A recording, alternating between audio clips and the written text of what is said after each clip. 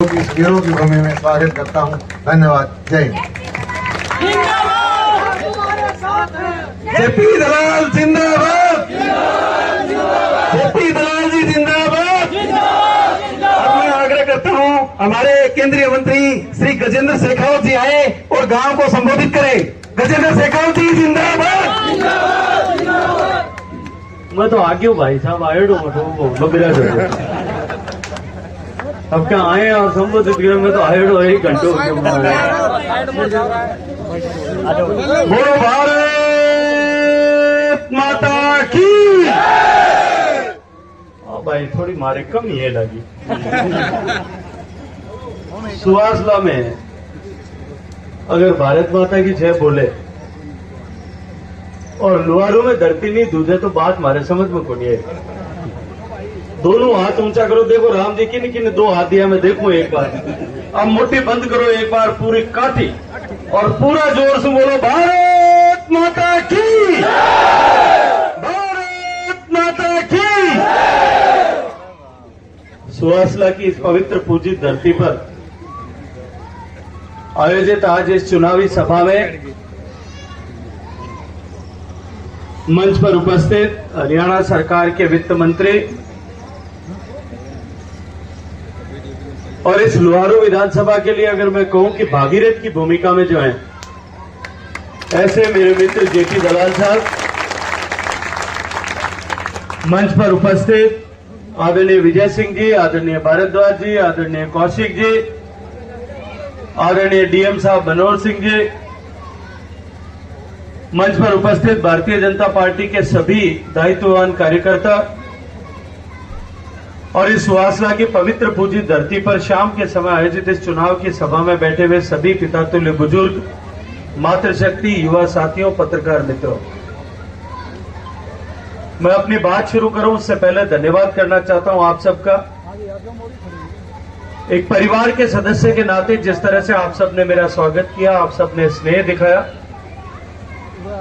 बुजुर्गों ने मुझे आशीर्वाद दिया, मैं हृदय पूर्वक आप सबका हाथ जोड़ करके धन्यवाद ज्ञापित करता हूं, आभार ज्ञापित करता हूं। जो ज्यादा लंबी चौड़ी विस्तार से बात करने की आवश्यकता नहीं है। पूर्व वक्ताओं ने मोटी मोटी बात सारी अभी यहां की है।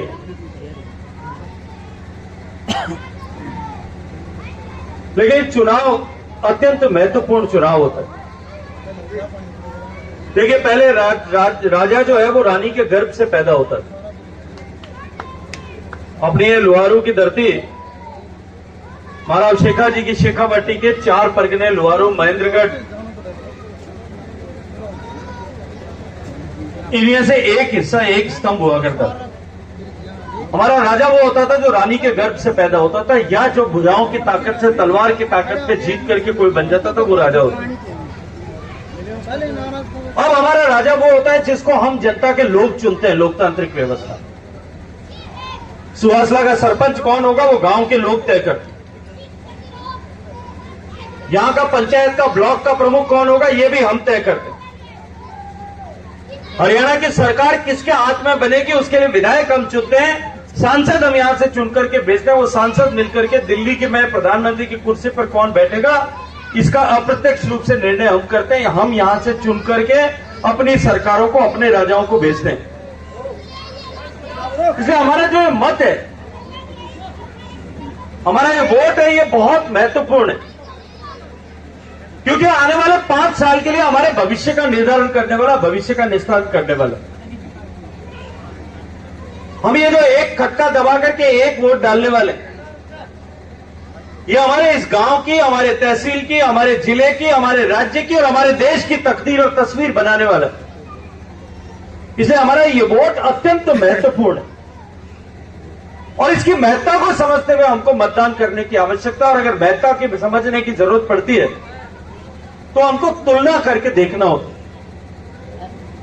अब अगर तुलना करनी हो 10 साल की, 10 साल भारतीय जनता पार्टी का शासन देश में भी था, भारतीय जनता पार्टी का शासन प्रदेश में भी था। अगर मैं देश के परिप्रेक्ष्य में बात करूं तो 10 साल मोदी जी से पहले 10 साल तक यूपीए का मनमोहन सिंह जी की सरकार थी। दो ही तरह के समाचार अखबार में छपते थे, या तो घोटाले के समाचार छपते थे या आतंकवादियों के द्वारा की गई बड़ी आतंकवादी घटनाओं के समाचार छपते थे। घोटाले धरती में कोयले से लेकर के आकाश में तरंगों को बेचने तक लाखों लाखों करोड़ रुपए के घोटाले उस समय हुए। इसके बाद में जाकर के मैं तो राजस्थान के जैसलमेर में पैदा हुआ। मेरा गांव बेशक आपके पड़ोस में सीकर जिले में होगा, लेकिन मेरा जन्मस्थली जैसलमेर में थी और मेरी कर्मस्थली जोधपुर में मारवाड़ में। वहां मैंने देखा है माताओं बहनों को 10-10 किलोमीटर 5-5 किलोमीटर पानी लेने जाने जाते हुए। एक बच्ची जब छोटी होती थी, 12 साल की उम्र की होती थी, 10-12 साल की उम्र में अपनी मां के साथ में, अपनी काकी के साथ, अपनी बुआ के साथ, अपनी मासी के साथ, नानी के साथ, दादी के साथ, बड़ी बहन के साथ, मां के साथ छोटो घड़ूलियों माता माते ले और पानी लेवने जाती। कहीं 1 किलोमीटर जाती, कहीं 2 किलोमीटर जाती, कहीं 5 किलोमीटर जाती थी। ऐसी स्थिति यहां भी थी कुछ सालों पहले, कुछ दशकों पहले। और पानी लेने की वो यात्रा उसके जीवन पर्यंत उसके साथ चलती थी। उसके जीवन में सब कुछ बदलता था समय के साथ। जैसे जैसे उम्र बड़ी होती थी, वो छोटी बच्ची से बड़ी बेटी हो जाती थी, बड़ी बेटी से उसकी शादी हो जाती, वो किसी घर की बहू बन जाती, बच्चे हो जाते, मां बन जाती, बच्चे बड़े हो जाते, बड़ी बहू बन जाती, बच्चों की शादी हो जाती, सासू बन जाती, बच्चों के बच्चे हो जाते, दादी या नानी बन जाती। लेकिन उसके जीवन में सब बदलाव होता था, लेकिन वो मटका उसके जीवन में नहीं बदलता। वो मटका उसके सिर पे हमेशा बना रहता था। पहले छोटा होता था, उम्र बढ़ती जैसे जवान होती मटका बड़ा हो जाता, थोड़ी और शरीर में ताकत आती, मटके के ऊपर एक और मटका और वो छोटा घड़ूलिया ऊपर 3-3 लेकर के जाना पड़ता था। और जब उम्र वापस बुढ़ापे की तरफ जाती थी, शरीर कमजोर होता था, तब उसी तरह से धीरे धीरे उतरता और 70 साल की डोकरी होती भी कि माता मां छोटो घड़ूली रोज पानी लेवने जानो पर तो कौन पर। इस व्यवस्था को बदलने के लिए देश में कितने प्रधानमंत्री आए, लेकिन नरेंद्र मोदी ने कहा कि देश में हर घर तक पीने का पानी पहुंचाना, इस संकल्प के साथ में काम करना है। आपके आशीर्वाद से मुझे जिम्मेदारी दी थी। देश में 19.5 करोड़ घर थे। जिस दिन हमने काम शुरू किया था उस दिन देश में केवल 3 करोड़ घर तक पानी जाता था। आज मैं गर्व के साथ में कह सकता हूं कि 16 करोड़ 50 लाख घरों तक पीने का पानी जाता है। मैं धन्यवाद दूंगा जेपी दलाल साहब को, हरियाणा की बीजेपी सरकार को। जब हम काम कर रहे थे तो पहले 5 प्रदेश जहां 100% घर तक पानी पहुंचा, उसमें से एक हरियाणा था। यहां 24 लाख से ज्यादा घरों तक पानी पहुंचा करके हरियाणा को 100% सैचुरेट करने का काम जो है वो भारतीय जनता पार्टी की सरकार ने किया। हर घर के घर में शुरू हुई। आप लोगों के आशीर्वाद से उस समय मैं फाइनेंस में था और उस कमेटी में बैठकर जब इस बात पर चर्चा हुई, हमारे विपक्ष के मित्र कहते थे कि ये तो संभव ही नहीं, हिंदुस्तान के बैंक के कंप्यूटर बंद हो जाएंगे अगर 10 करोड़ खाते नए खोल दिए। कौन गारंटी देगा गरीबों के बैंक के खाते खोलने की। लेकिन नरेंद्र मोदी की सरकार ने तय किया 10 साल में कि गरीब के खाते, बैंक का खाता खोलना है। आज देश में 54 करोड़ 50 लाख खाते खोल करके देश के हर गरीब के घर में खाता हो गया। और मेरे बैठे होंगे, पुराने जमाने में इंदिरा आवास होती थी, योजना होती थी कि नहीं होती थी आपके यहां? इंदिरा आवास योजना में एक गांव में कितने घर बनते थे? एक पंचायत में दलाल साहब साल भर में, एक पंचायत में सरपंच कोई लौट हो तो मजबूत हो तो सरपंच हर साल में एक लिया था। कोई जेपी दलाल साहब की जैसी कृपा जो है इस गांव पर है, क्योंकि गांव ज्यादा वोट देता है तो इनको 2 दे देंगे। किसका घर बनाएगा? वो कहेगा या तो मैं खुद का बना दूं और नहीं तो मेरे काके के बेटे भाई का बना दूं, और किसका बनाऊंगा, नहीं लड़ाई हो जाएगी गांव। कोई कल्पना नहीं कर सकता था कि 100% सैचुरेशन के लिए इस देश में काम होगा। नरेंद्र मोदी ने कहा हर गरीब का घर बनना चाहिए। आज देश में 4 करोड़ गरीब घर बन गए और 3 करोड़ और बनाने के लिए कैबिनेट ने 2 लाख करोड़ रुपए घोषित कर दिए। गरीब के जीवन में परिवर्तन लाने के लिए जो काम किया, आज 25 करोड़ लोग गरीबी की रेखा से गुजरते स्कूल पर, और छुप छुप करके ट्रेन जाती थी, उस खिड़की में ठंडी ठंडी हवा आती थी, लोहारू की सर्दी और पिलानी की ठंड मुझे आज तक याद है, जिंदगी भर याद रहेगी। और ठंड पड़ती है धंधुआ। आज जिस तरह से इस पीढ़ी के बच्चों को, अगर मेरी दादी है उनको कोयले के इंजन की आवाज भी पता नहीं, वो भूल गए, वो डीजल का इंजन पहचानते। मैं आज आपको जिम्मेदारी से कह रहा हूं कि आज से 5 साल बाद में जो बच्चे पैदा होंगे, वो रेल का इंजन जो है भौं करके चलता था और डीजल से चलता था, ये भूल जाएंगे, उनको पता भी नहीं होगा, क्योंकि हिंदुस्तान में रेल बिजली से चलने लग गए। सारी 100% इलेक्ट्रिफिकेशन हो गया हिंदुस्तान। धरती आज से नहीं, ऐतिहासिक काल से लेकर के जब भी इस सनातन संस्कृति पर हमला हुआ, इस हरियाणा के बेटों ने जो है हमेशा अपने शीश दान करके इस संस्कृति को बचाने का काम किया।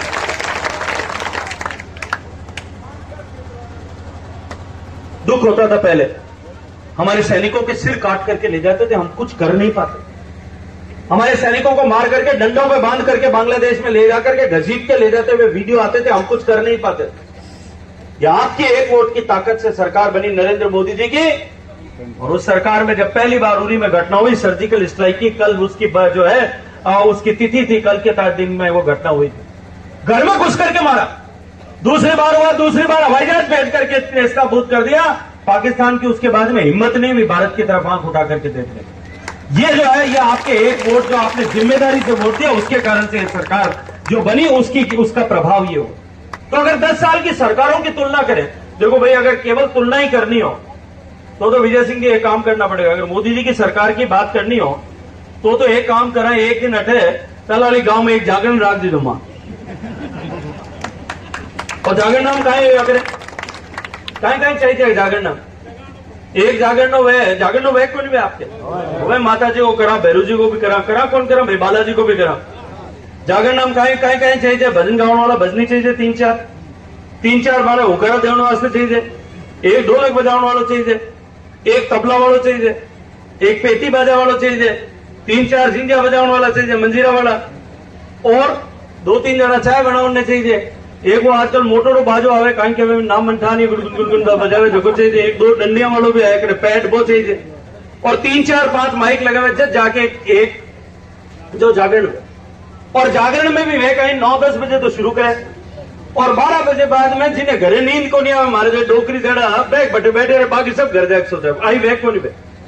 मैं आपको जिम्मेदारी से एक बात कहता हूं, दलाल साहब, एक दिन आप मोदी जी के योजनाओं का जागरण यहां रख देना, और उसमें कोई आवश्यकता नहीं है, न तो ढोलक चाहिए, न तबला चाहिए, न पेटी बाजा चाहिए, न मंजीरा चाहिए, न मॉर्गन चाहिए, न पैड चाहिए, न माइक चाहिए, एक माइक लगा देना। जिम्मेदारी से कह रहा हूं, रात को 9 बजे शुरू करूंगा, सुबह 6 बजे तक, रात भरपूरी जो है मोदी जी के काम से जगह तक। लेकिन चुनाव का समय इतनी लंबी बात नहीं करूं। और एक बात और जिम्मेदारी से कहता हूं, बालाजी के जागरण में तो रात 5-10 बजे जाके बूढ़ 18 घरे नींद नहीं आ, पीपल के पेड़ के नीचे वो एक भी आदमी आपको आंख नहीं झपका सकेगा। 8 साल की उम्र से लेकर के 80 साल तक के लोग वहीं बैठे रहेंगे, रात भर जाग करके सुनेंगे। घर में भी अगर किसी के माइक की आवाज जा रही होगी, आके बैठ के सुनसी, वो जा नहीं सके, रात का सो नहीं, क्योंकि हमने जीवन बदल। हम तुलना करके देखें परिवर्तन हुआ कि नहीं हुआ।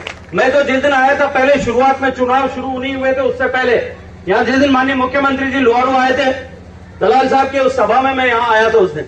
मैं जब वापस जा रहा था तब चौराहे पे रास्ते में रोड पे रुका, एक ढाबे पे चाय पीने के लिए। मैंने पूछा, रे भाई, इस लोहारू में कुछ कामकाज हुआ कि नहीं हुआ, क्या हुआ?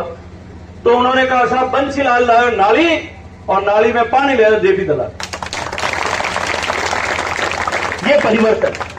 और लोग कहते हैं कि दलाल फाइनेंस मिनिस्टर था, सारे पैसे जो है वो ले जाकर के लोहारू में लगा दे, बाकी हरियाणा के साथ पीछे। आज इस तरह से विकास हुआ। अगर हम 10 साल की तुलना करें, उस समय में घोटाले होते थे जमीन के, जमीनों पर कब्जा होता था, माफिया राज काम करता था, भाई भतीजावाद होता था, पर्ची और खर्ची होती थी। इस 10 साल में ईमानदारी से आपके हरियाणा में परिवर्तन होगा कि नहीं होगा? मैं तो आपको एक बात पूछता हूं, इत्मीनान के साथ में खड़े या उनके विरोधियों विपक्षियों के साथ में छोटी सी बात को लेकर के खड़े, ये आपको तय करना। कराने के लिए आप लोगों के बीच में आया, वोट देने जाएं, अब उस वोट की मशीन दबाने के पीछे लाइन में 10 जने खड़े हो तो भी 1 मिनट पहले सुरक्षित। हमारे भिवानी का, हमारे हरियाणा का भविष्य कौन सुरक्षित रख सकता है? भारतीय जनता पार्टी रख सकती है या लुटेरों की सरकार रख सकती है? करना है, क्योंकि ये जिम्मेदारी का काम है वोट देना। वोट केवल ऐसा नहीं है कि हमने आंख नीच करके उठे और जाकर के वोट दे दिया, तो अब की बार ठीक है यार, पहले इसको दे दिया, अब की इसको दे दो। अगर इस मानसिकता से हम काम करेंगे तो आने वाली पीढ़ियां हमें कभी माफ नहीं करेगी। तो उसका जो है उसका दंश भोगना पड़ेगा। और मैं जानता हूं कि इस गांव में कम से कम ऐसा नहीं होगा। मैं आज आप लोगों के बीच में अपने परिवार के सदस्य के नाते आया। ये रत्नावताओं का गांव, रत्नावताओं का, रत्नावताओं का गांव है।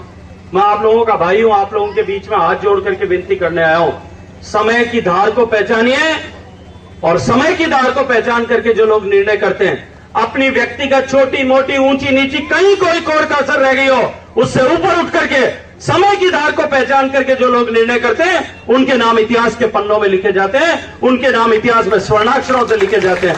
मैं आपको इतिहास के पन्नों में आपका नाम लिखा जाए, इसके लिए आप लोगों को स्मरण कराने के लिए, याद कराने के लिए आपके परिवार के सदस्य के नाते आया हूं। बात करता हूं, अमन जी एक बात बता दो, घरों में इतनी देर बात कर ली, अगर आप लोगों के मन में गाड़ी पक्की है, जची हुई, जिसके जची हुई, आधी जची हुई, वो एक हाथ खड़ा करना, जिसके पक्की गाड़ी जची हुई है कि भाई अब की बार जेपी दलाल को एक बार फिर इस गांव में एक भी वोट बाहर नहीं जाने देंगे, वो दोनों हाथ खड़े करो, मुट्ठी बंद करो और जोर से बोलो भारत माता की, भारत माता की, जय श्री राम, जय श्री राम।